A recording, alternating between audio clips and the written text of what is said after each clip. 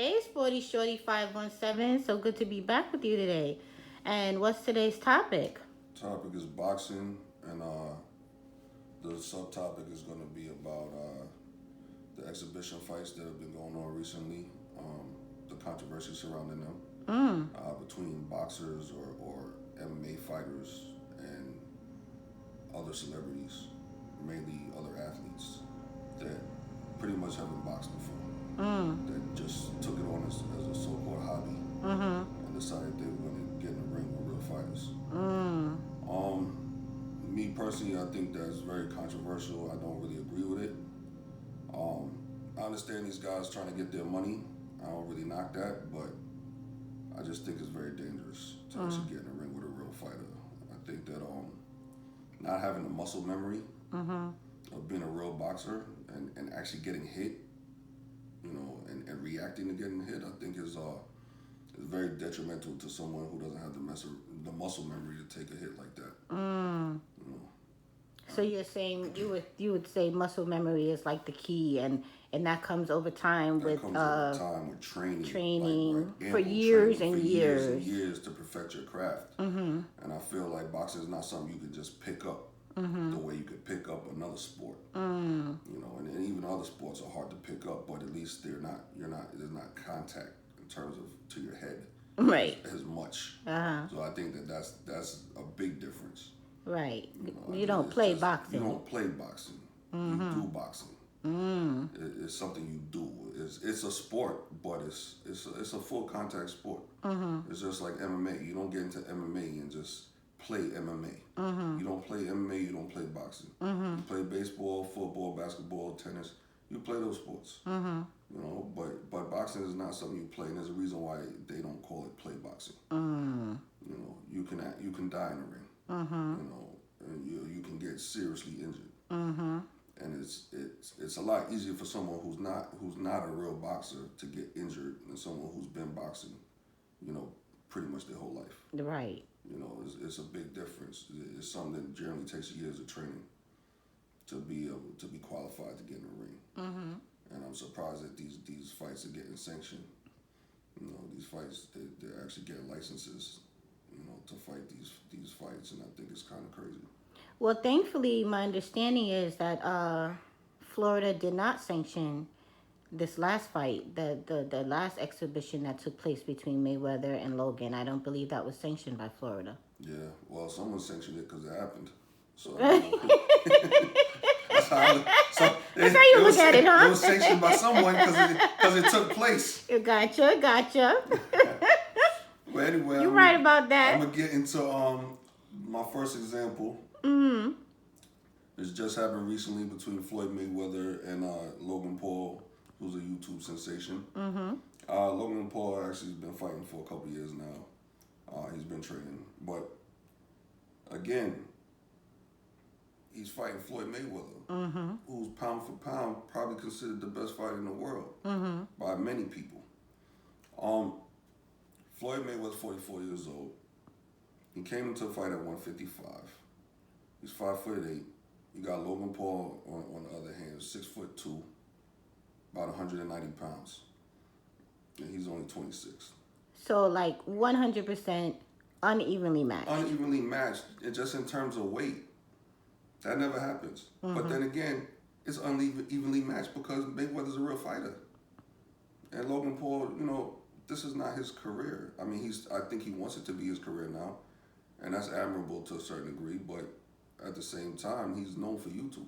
Well, some people will argue that if what you're saying is true, then Floyd Mayweather should have been able to knock Logan Paul out. And exactly, the reason why I feel like he wasn't able to knock him out is because Logan Paul's so much heavier. And Logan Paul's only 26 years old. Mm-hmm. Floyd is considered an old boxer at 44. Mm-hmm. That's why he's not fighting real fighters. Mm-hmm. Floyd is done fighting real fighters. Mm-hmm. So the fight went 8 rounds. It went the distance. They didn't really announce a winner because there were no judges, which is very anti-boxing because there's always judges. Anti-boxing. Anti-boxing because there's normally Very anti-boxing. Yes, anti-boxing because normally there's real judges in fights, and normally they select a winner. No winner was selected, so I just thought that was weird. Again, Logan Paul outweighed him by about 40 pounds. About 35 pounds. So I'm like, that to me, the fact that he's so much heavier, he was able to take a punch. He was able to hold on to Floyd if he got into a little bit of trouble. I think if Logan Paul was a 155-pound guy, he would have gotten hurt. I think he really would have gotten hurt. Floyd's not the heaviest puncher, but Floyd knows how to throw punches. And he's fast. He's still fast even at 44 years old. So, Logan Paul didn't get hurt badly in the fight. He got bruised up. He didn't get hurt badly. But the fact is that he was so much heavier. I think if he was a lighter guy, it could have been disastrous for him. It would have gone very differently. I think it would have been very different. And people, I think they look at that and they don't really think about that aspect of it. They're like, oh, this guy, he does YouTube and he's not really a real boxer and he was able to make it through the fight. I think that's giving people a false sense of security. And I think that's hurtful to boxing. And it's hurtful for anybody who thinks they can get in a ring with a boxer and have success. Okay. So would you say that's kind of like the root of why you're against it? That's why I'm against it. Because what's going to happen? They're going to shut it down when somebody gets killed or someone gets seriously hurt. That I don't want to see happen. I don't care how much money you're getting. I don't want to see that happen. Right. And then you don't even know the effect that it's going to have on a boxer who potentially hurts someone. You don't know how that's going to affect their career and their life. And their conscience. It's a real mental. It's a mental drain. It's a mental drain if you know you've injured someone or, God forbid, you cause someone's death. Right. So that's the main reason I'm against it. My next example is going to be a fight that actually happened on that undercard. Chad Johnson, Ocho Cinco. He's an ex-football player. To me, has no business being in a boxing ring. But he fought a man by the name of Brian Maxwell, who's an ex-MMA fighter. So neither one of them are boxers. Neither one of them are boxers. But again, Chad Johnson's 43 years old. This individual, Brian Maxwell, I don't know much about him, but he's also 33 years old. They fought in a 4-round fight. Chad Johnson got dropped in that fight. He got dropped, and he looked like he was hurt pretty bad. He went the distance in that fight, but he did get dropped by a right hook. And when he got up, he looked off. He looked like he was trying to touch gloves with the other fighter. Normally fighters don't do that once they get up. They try to gather themselves. But he looked off. He looked disoriented. He was, like I said, he was able to get through the fight. But again, if you take a look at the clip of him getting knocked down, again, it goes back to muscle memory. He looks like someone who hasn't gotten hit a lot. Other boxers, they react a little differently. Some boxers get right up. Some boxers take their time and get up. But a lot of times you could tell when a real boxer gets hit and how they react to it. They tend to take it a lot better than someone who's not used to getting hit. And he looked like he was shook in that moment. Credit to him. He regained his composure and he stayed in the fight. But again, if you look at the clip, you could kind of see what I'm talking about in terms of muscle memory and reacting to hits. That's really all I have on that one. The most dangerous one I want to talk about is Nate Robinson, who's an ex-basketball player. He had a fight with Logan Paul's brother, Jake Paul. Now, that was a 4-round fight as well. Nate Robinson got knocked out in the 2nd round by Jake Paul, brutally. When I say he got knocked out, he got hit, he dropped to the canvas, and was motionless. That was the scariest one that I've seen. He wasn't moving. Nate Robinson's a lot smaller than Jake Paul. He had no business being in the ring with him.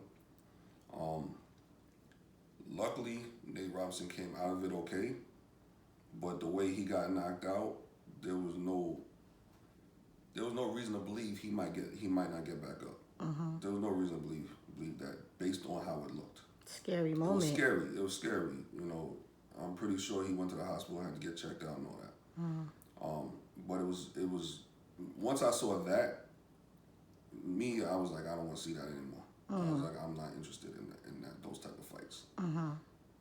You know, just because of the danger when you're not a real boxer.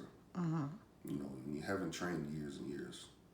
I just thought it was a disastrous moment, and I thought that the boxing commissions would do something about it at that point. I was surprised that they continue to sanction those type of fights. That's really all I have on that topic. One last thing. I was reading something about Canelo Alvarez, who's one of the best boxers in the world. He doesn't agree with it either. He says that it's disrespectful to boxing. You know, that's his take on it. He says it's very disrespectful to boxing and boxers who have been fighting for years that don't get these opportunities. And I tend to agree with him. You know, again, I don't really have an issue with these guys seeking money because a lot of these fights are big money fights, but I just think it's too dangerous, and that's just my take on it overall. That's all I have on that. Okay, well, thank you for sharing your thoughts with us today. And we look forward to hearing what you have to say on future topics. Thank you. So we know that obviously we found you here on Sporty Shorty 517 here on YouTube. Where else can we find you? I'm also on Instagram for Sporty Shorty 517 as Oh, well. very good. Okay. And so we definitely want the folks out there to subscribe and hit their notification bell so they know when next time you upload a video, they won't miss that, right? That's right. All right now. Well, good talking to you, and we'll see you next time. All right. All right. Salute.